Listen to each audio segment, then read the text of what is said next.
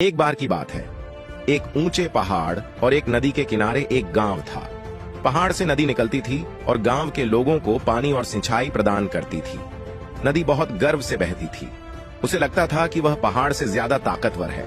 वह कहती थी, मैं ही गांव के लोगों को पानी और सिंचाई प्रदान करती हूँ, मैं ही जीवन हूँ। एक दिन पहाड़ ने नदी से कहा, बेटी, इतना घमंड नहीं करना चाहिए। मैं तुम्हें ऊंचाई देता हूँ, तुम मेरी वजह से बहती हो, मेरे बिना तुम कुछ नहीं हो। नदी ने पहाड़ की बात नहीं मानी, वह और ज्यादा गर्व से बहने लगी। एक दिन नदी बहुत तेज बहाव में आ गई। उसने अपने किनारों को तोड़ दिया और गांव में बाढ़ आ गई। गांव के लोग बहुत परेशान हुए।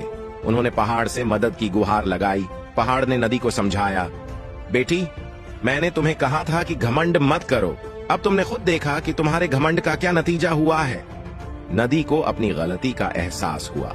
उसने पहाड़ से माफी मांगी और कहा, पिताजी, आप सही थे, मैं इतना घमंड नहीं करना चाहिए था। पहाड़ ने नदी को माफ कर दिया। उसने नदी को अपने किनारों में बहना सिखाया।